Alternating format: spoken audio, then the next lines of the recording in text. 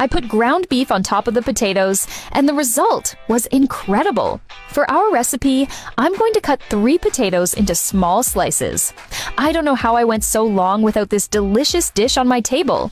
Now I make it every week. Everyone at home loves this meal, and whenever I make it, there's nothing left. Next, I'm going to add olive oil to a pan. This recipe is going to impress you. I'll transfer our potatoes to the pan. This is an amazing meal. Quick, easy, with few ingredients. And the best part, it's delicious. There's no reason not to make it at home and enjoy this treat. I'm going to add a teaspoon of salt, half a teaspoon of black pepper, 1 of paprika, and 1 of oregano. I'll mix until our potatoes are well seasoned and fried. Once fried, I'll place our potatoes in a glass dish. Guys, I love the result of this recipe.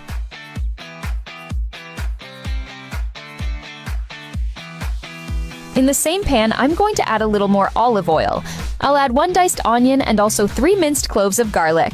I'll stir until our onions are well browned.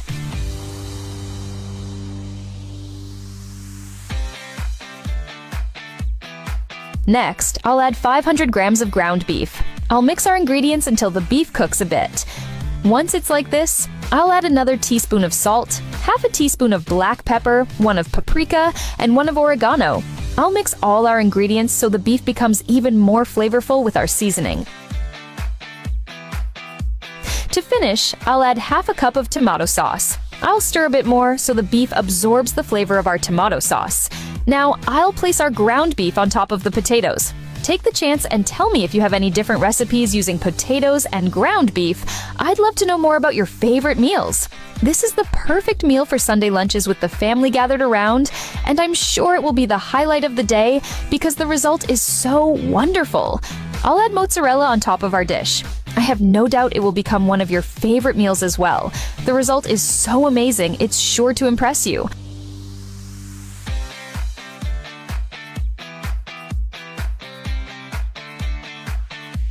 I'll bake it at 360 degrees Fahrenheit for 15 minutes. Once the time is up, our recipe will be ready. I have no doubt you'll come back to thank me for teaching you this wonderful lunch. I hope you enjoyed this recipe. Thank you so much for watching this video till the end. See you in the next video. Bye.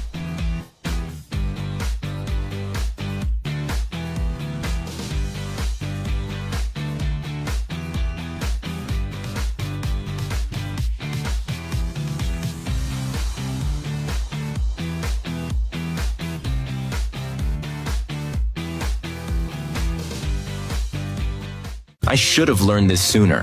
A genius trick I picked up from an Italian. For today's recipe, I'm gonna slice 1 chicken breast in half, just like this, without cutting it all the way through. Then I'll cover it with plastic wrap and tenderize it real good with a meat mallet.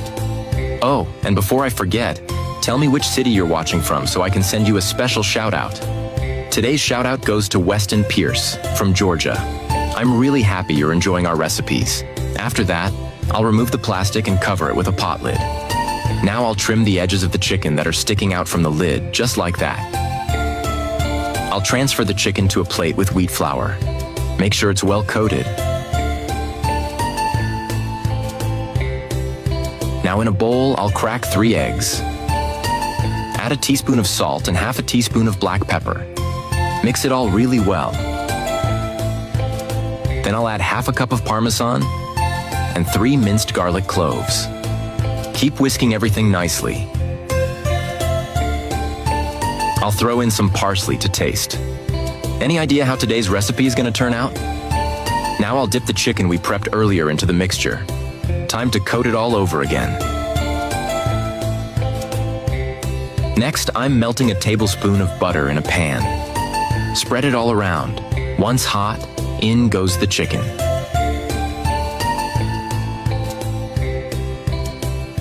I'll place it nicely and let it cook till golden. Then I'll flip the chicken to cook the other side too. Once it's ready, I'll set it aside for later. In the same pan, I'll pour in 1 cup of chicken broth, 3 minced garlic cloves, the juice of half a lime, and some parsley to taste. Mix it all real well. Have you ever made a recipe like this? Send it my way. I'd love to try it at home. Then I'll add 1 tablespoon of butter again. Give everything another good mix. Now I'll bring the chicken back into the pan and coat it with that flavorful mix. Make this dish today and send me how it turned out. I'd love to know you enjoyed it. Now I'll take the chicken out of the pan and plate it. This recipe is so quick and easy, saves me tons of time during the week. To finish, I'll spoon some of that sauce over the top of the chicken. Just look how gorgeous this meal is turning out. I can't wait to dig in when it's done. It's looking absolutely irresistible.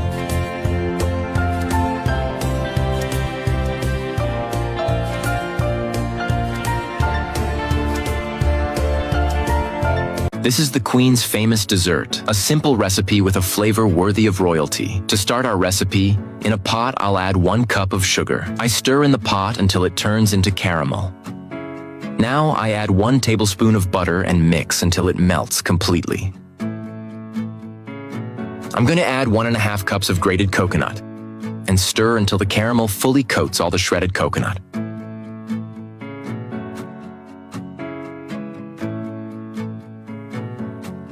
Once it reaches this point, I add 1 cup of heavy cream. I mix with steady movements, watching the color and consistency change. The heat softens the texture and makes everything more even, with a shine that shows the base is almost ready. In a bowl, I add 2 cups of sweetened condensed milk. What ingredient would you add here? Tell me, I'd love to know. 1 cup of heavy cream. 1 cup of coconut milk. Half a cup of milk powder. I'm sure this recipe will become a classic in your home. It's impossible to make it just once. Now I add 12 grams of unflavored gelatin dissolved in water and mix everything very well. And before I forget, tell me which city you're watching from so I can send you a special shout-out. Today's shout-out goes to James Thompson from Bakersfield, California. I'm really happy you're enjoying our recipes. Now I refrigerate it for 1 hour.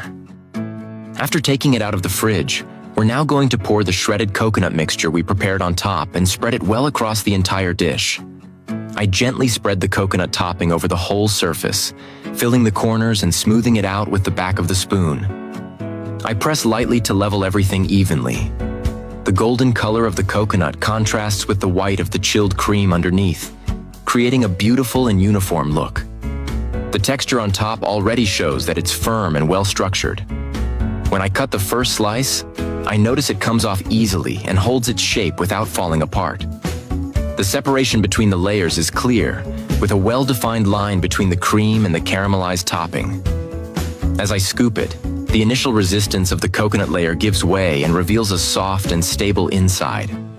When I taste it, the flavors come in waves. First the sweetness of the sweetened condensed milk, then the contrast of the coconut, and finally the subtle buttery touch from the caramel. The combination is balanced, with a creamy yet firm texture. Nothing is overwhelming, and the cold temperature enhances the flavor even more. If you have potatoes and onions at home, make this delicious recipe for your dinner. I'll start by cutting 4 potatoes. At this stage, you can cut them into small pieces. This combination of potatoes and onion is perfect, believe me. I have a pan with preheated oil ready, and I'll fry all the pieces of the potatoes I cut. To this day, I haven't met anyone who refused to try this recipe. I'll add half a chopped onion. While it's frying, I'll add 6 eggs to a bowl. 1 teaspoon of salt. 1 teaspoon of black pepper. I'll mix everything well until all the ingredients are nicely combined. This preparation method is exclusive and you'll only find it here. It's perfect for those who want to spend little. You can try it at home and then tell me what you think. After mixing, I'll take the potatoes I left frying and add them to these ingredients. This is the ideal point. It will have this crunchy texture and a golden color. Perfect. Let me know if you would add any other ingredient here. If you know any special secret that pairs well with fried potato, feel free to share. I'd love to know. I'll use a spoon to mix. Now, in a pan, I'll add some olive oil. I'll use a brush to spread it evenly over the whole pan. I made this yesterday for my friends, and they liked it so much that they asked me to share it with you all. It's already a routine at my house, and I'm sure once you try it, it will become one at yours too. I'll put all the ingredients from the bowl into this pan. I'll use a spoon to organize and align everything in the pan. I learned this recipe when I was young, and now I also make it for my kids, and they love it. When you make it, come back and tell me how it turned out. I'll cover it and let it cook for approximately 10 minutes. It will have this texture. I'll use a plate to flip it and cook the other side. Did you see how easy it is to make an amazing recipe with just a few ingredients? I'll cover and let it cook for another 5 minutes. Done. When finished, just transfer it to a plate, cut it, and serve this delicious dish. Guys, I love this recipe. I'm sure you and your entire family will love it too. I make it every weekend, and when I do, nothing is left. My family loves it and always asks me to make it.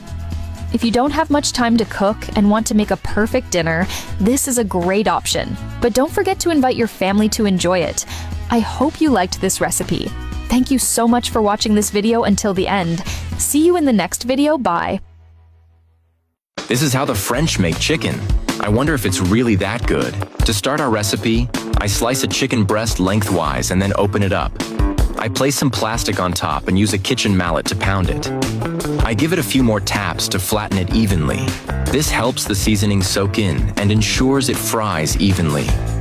Next, I add 1 teaspoon of salt and half a teaspoon of black pepper. Then rub everything all over the chicken with my hands. In a larger bowl, I add 2 eggs, 3 minced garlic cloves, half a cup of grated Parmesan cheese, and parsley to taste. Then mix everything well.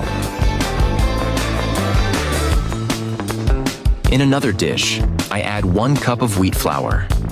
I coat the chicken breast first in the flour, making sure it's well covered. Then I dip it into the egg mixture. I do this slowly to cover all sides. This layer will form that crispy, flavorful crust.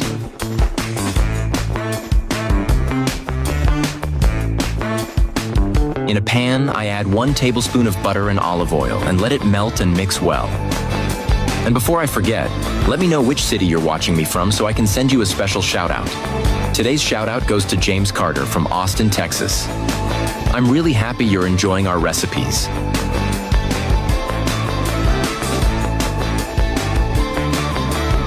Back to our recipe. After frying the chicken breast, I keep using the same pan and add half a cup of chicken broth and half a cup of white wine, stirring to combine.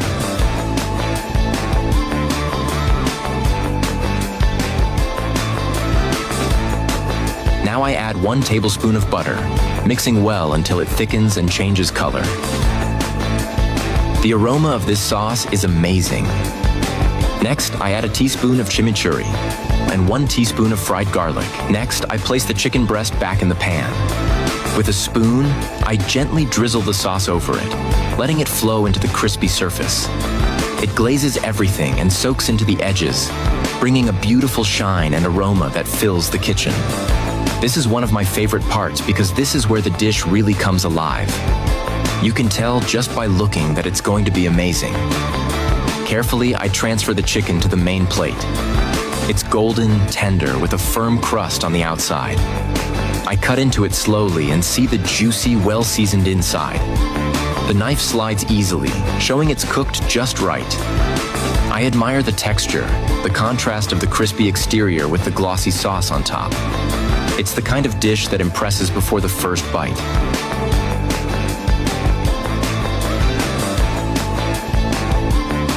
I learned this trick from a friend in Italy, and now I only make pasta this way.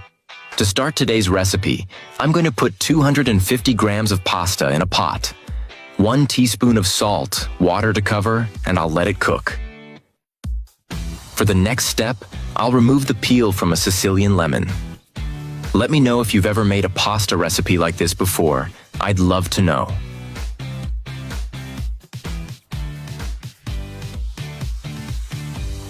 We're going to cut the lemon peel into small pieces, just like I'm doing.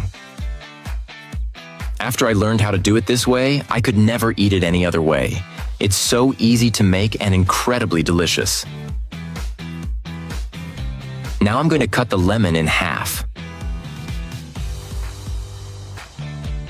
With the help of a juicer, we're going to extract all its juice. Using just a few everyday ingredients, we can make a meal that's much more delicious than the ones sold in regular restaurants.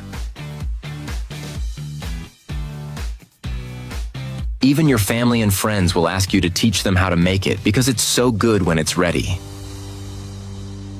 I'm going to set aside some of the water from cooking our pasta. I learned this amazing recipe from a friend who lives in Italy. I'm sure it will surprise you.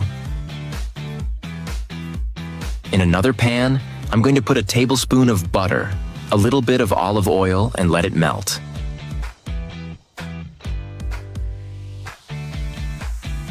We're going to add 2 cloves of chopped garlic and keep stirring. Then I'll add the lemon peel we chopped and keep mixing. I'll also use the lemon juice. Add a cup of heavy cream. I'm sure this will become one of your favorite recipes. I'll season it with a teaspoon of salt, half a teaspoon of black pepper, the pasta water, and keep stirring. Now I'm going to add the pasta we cooked earlier. 4 cloves of garlic, and I'll mix everything again. It's very easy, practical, and quick to make. There's no reason not to try it.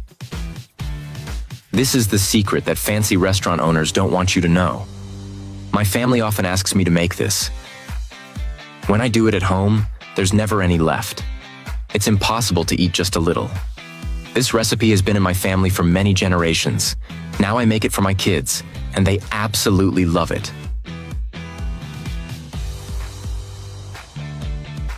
And our recipe is ready. Look how delicious it turned out. I hope you enjoyed this recipe. Thank you so much for watching this video all the way through. See you in the next video. Bye.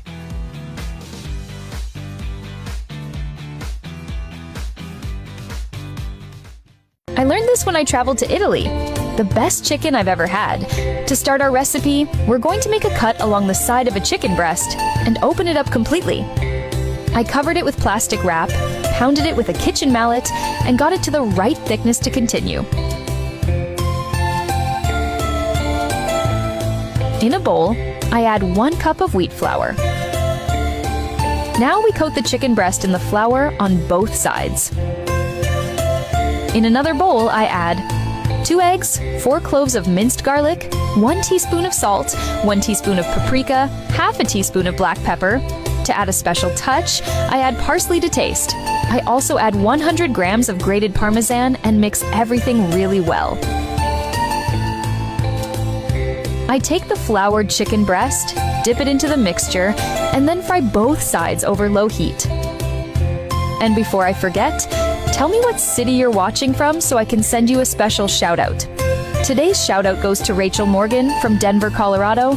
I'm so glad you're enjoying our recipes.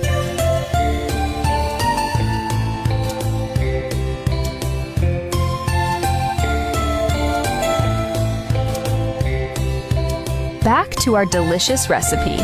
In the same pan where we fried the chicken breast, we add half a cup of chicken broth, 2 cloves of minced garlic. For a fresh citrus flavor, I squeeze in 1 lime. Have you ever tried making a recipe like this at home? Let me know. I'd love to hear. I add parsley to taste. And here's the secret to thickening the broth: 1 tablespoon of butter. I mix it slowly to make sure the butter blends in. Meanwhile, the aroma starts getting stronger.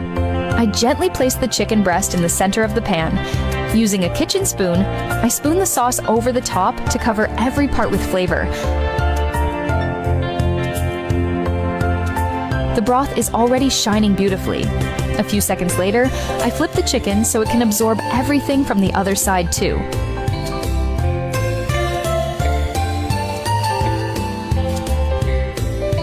I carefully place the chicken breast on a plate. Then, with a kitchen spoon, I spoon a bit of the broth over it. The aroma filled the room, and the texture was exactly what I was aiming for: golden, moist, and juicy. This is the moment when everything comes together. As soon as I took a bite, I could feel how the crispy outside contrasted with the soft inside. It's the kind of dish that surprises you. At home, I hadn't even finished tasting it, and they were already asking me to make it again.